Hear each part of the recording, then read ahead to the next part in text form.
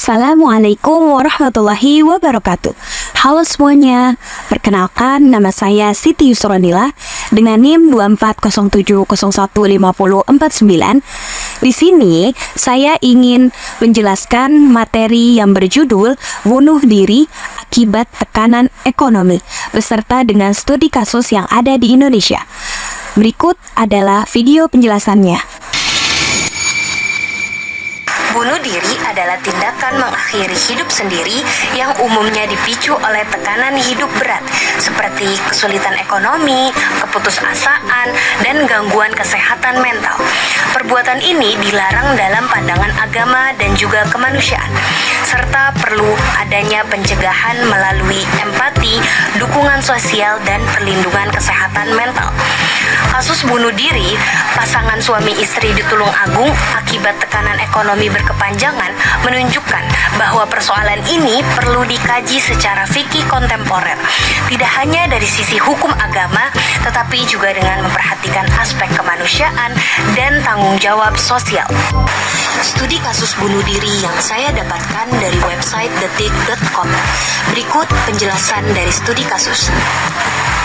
Sebuah kisah pilu menyelimuti dusun Kerajaan, Desa Panggung Kalak, Kecamatan Pucang Laban, Kabupaten Tulung Agung.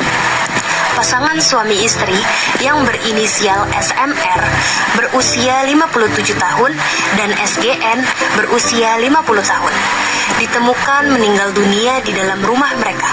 Dugaan kuat mengarah pada tindakan bunuh diri yang diduga dipicu masalah ekonomi. Penemuan jasad kedua korban pertama kali diketahui salah satu keluarga korban pada hari Minggu pagi. Kecurigaan muncul karena lampu depan rumah masih menyala meskipun hari sudah terang.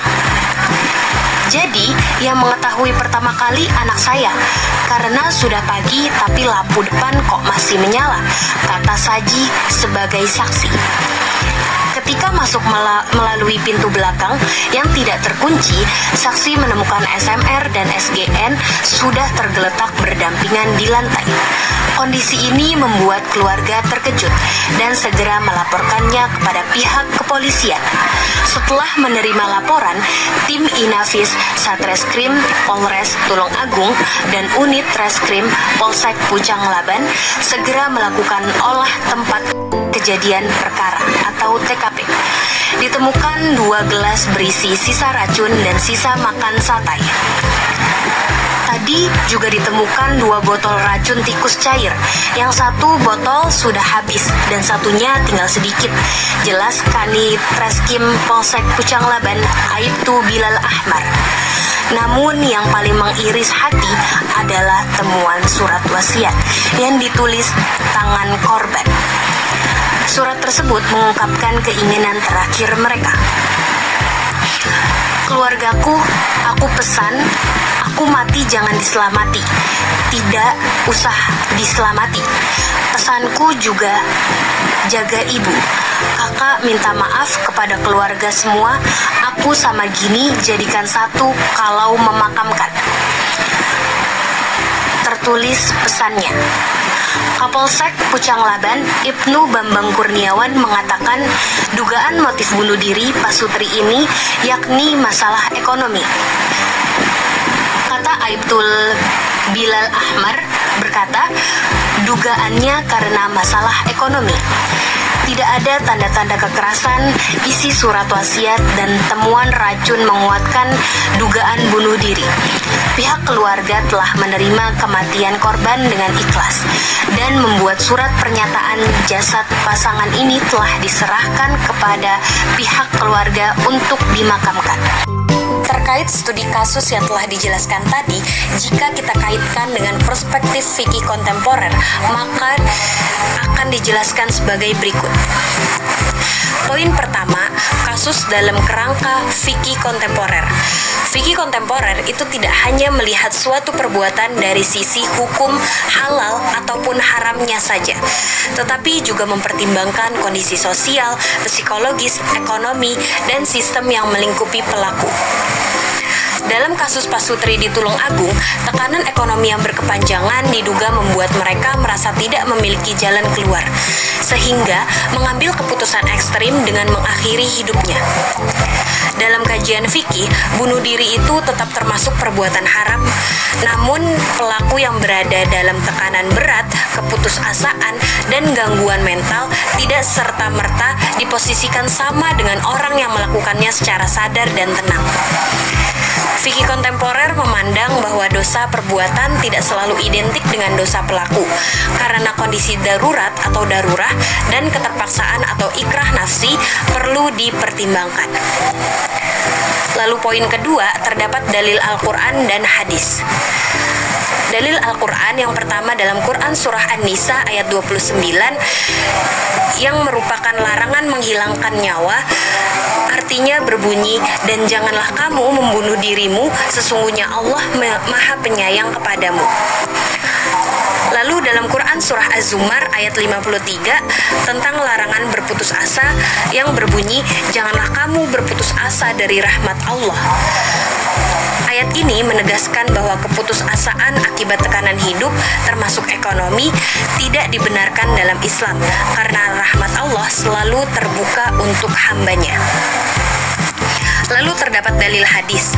Rasulullah Shallallahu Alaihi Wasallam bersabda, barang siapa membunuh dirinya dengan suatu alat, maka ia akan disiksa dengan alat itu di neraka.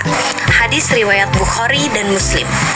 Namun, ulama fikih menegaskan bahwa hadis ini berlaku pada orang yang melakukan bunuh diri dalam kondisi sadar, tidak tertekan berat, dan tidak kehilangan kendali akal. Maksudnya adalah ketika seseorang bunuh diri dengan menusuk dirinya memakai alat semisal pisau, maka di akhirat kelak ia akan disiksa dengan pisau yang membuat dirinya kehilangan nyawa. Hal itu berlaku bagi seseorang yang dalam keadaan sadar membunuh dirinya sendiri. Poin yang ketiga yaitu bunuh diri menurut hukum di Indonesia. Fatwa Keagamaan Majelis Ulama Indonesia atau MUI menegaskan bahwa bunuh diri adalah haram dan dianggap dosa besar. Dan bunuh diri juga dibahas dalam sistem hukum positif di Indonesia. Dalam Kitab Undang-Undang Hukum Pidana atau KUHP, bunuh diri memang tidak termasuk perbuatan yang dapat dikenai hukuman, karena pelaku tidak lagi hidup untuk mempertanggungjawabkan tindakannya. Namun, KUHP mengatur hukuman bagi pihak yang membantu atau mendorong terjadinya bunuh diri. Hal ini tercantum dalam pasal 344 KUHP yang berbunyi, barang siapa yang menghilangkan jiwa orang lain atas permintaan orang itu sendiri yang dinyatakan dengan sungguh-sungguh dan dengan kesadaran, dihukum penjara paling lama 12 tahun.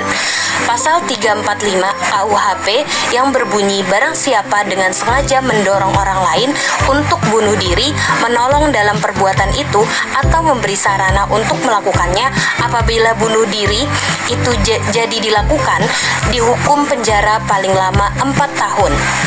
Dari ketentuan tersebut dapat dipahami bahwa hukum positif di Indonesia menolak segala bentuk tindakan yang mengarah pada penghilang nyawa, baik dilakukan sendiri maupun dengan bantuan orang lain.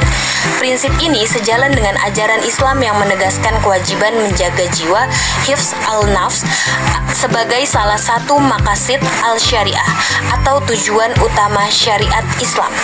Poin keempat yaitu pendapat para ulama. Yang pertama, Imam An-Nawawi merupakan ulama klasik yang menyatakan bahwa pelaku bunuh diri adalah pelaku dosa besar, namun tetap muslim dan tidak keluar dari Islam. Maksudnya, bunuh diri adalah perbuatan yang sangat dilarang dalam Islam dan termasuk dosa besar. Namun pelaku tidak otomatis menjadi kafir dan tetap dianggap sebagai seorang muslim. Artinya, pelaku bunuh diri tidak boleh dihakimi seolah-olah keluar dari agama. Hak-haknya sebagai muslim tetap ada seperti didoakan dan diperlakukan dengan penuh empati. Islam membedakan antara beratnya dosa dan status keimanan seseorang. Pendapat ini mengajarkan agar umat Islam tidak mudah mengkafirkan serta tetap mengedepankan sikap kemanusiaan. Yang kedua, dari ulama kontemporer yaitu Yusuf Al-Qaradawi menyatakan bunuh diri sering terjadi karena tekanan berat dan keputusasaan masyarakat dan negara ikut bertanggung jawab jika membiarkan penderitaan tanpa solusi. Maksudnya, masalah kemanusiaan dan sosial bukan semata-mata kesalahan pribadi. Banyak orang melakukan bunuh diri bukan karena lemah iman semata, tetapi karena terjebak dalam tekanan hidup yang berat, yaitu ekonomi, sosial, maupun psikologis. Jika masyarakat bersikap acuh dan negara gagal menyediakan perlindungan sosial, maka tanggung jawab moral tidak hanya ada pada individu. Islam mengajarkan tanggung jawab kolektif atau takaful ijtimai. Pendapat ini mengajak kita tidak hanya menyalahkan korban, tetapi juga memperbaiki sistem sosial di Indonesia. Yang ketiga, ulama Indonesia kontemporer yaitu Quraisy Shihab menyatakan bahwa putus asa adalah penyakit sosial dan spiritual. Solusinya bukan hanya nasihat agama, tetapi keadilan sosial dan empati nyata. Maksudnya, putus asa tidak muncul tiba-tiba, tetapi lahir dari ketidakadilan, kesepian, dan tekanan hidup. Nasihat agama saja tidak cukup jika tidak disertai dengan bantuan nyata, keadilan ekonomi, ataupun kepedulian sosial. Dakwah Islam harus hadir dalam bentuk aksi nyata, bukan sekedar ceramah. Mencegah bunuh diri berarti menghadirkan harapan, bukan hanya menyuruh orang untuk bersabar. Pendapat ini menegaskan bahwa Islam adalah agama rahmat dan solusi, bukan sekedar aturan. Poin yang kelima yaitu analisis berpikir kritis. Kasus Pasutri Tulung Agung mengajarkan kita bahwa tekanan ekonomi bisa melumpuhkan akal sehat, terutama bila disertai rasa malu dan isolasi sosial. Lalu, pendekatan fikih yang hanya menghukumi tanpa empati berpotensi menjauhkan masyarakat dari nilai Islam yang rahmatan lil alamin. Dan negara, tokoh agama, serta masyarakat memiliki tanggung jawab kolektif untuk mendeteksi kemiskinan ekstrim, menyediakan ruang curhat dan bantuan, menghilangkan stigma terhadap orang yang mengalami kesulitan ekonomi dan mental. Dalam fikih kontemporer, pencegahan bunuh diri bukan hanya soal akidah, tetapi juga menegakkan maqasid al-syariah, khususnya hifz an-nafs, yaitu menjaga jiwa, dan hifz al-mal, menjaga keberlangsungan hidup. Kesimpulannya, yaitu kasus bunuh diri Pasutri di Tulung Agung akibat tekanan ekonomi menunjukkan bahwa keputusasaan dapat muncul ketika beban hidup tidak disertai dukungan yang memadai. Dalam fikih kontemporer, bunuh diri tetap dilarang dan tetap dianggap sebagai dosa besar. Namun, kondisi pelaku perlu dipahami secara manusiawi. Kasus ini menegaskan pentingnya empati, keadilan sosial, serta peran masyarakat dan negara dalam mencegah tragedi serupa. Selain itu, pentingnya menguatkan iman agar kita selalu mengingat Allah di setiap keadaan.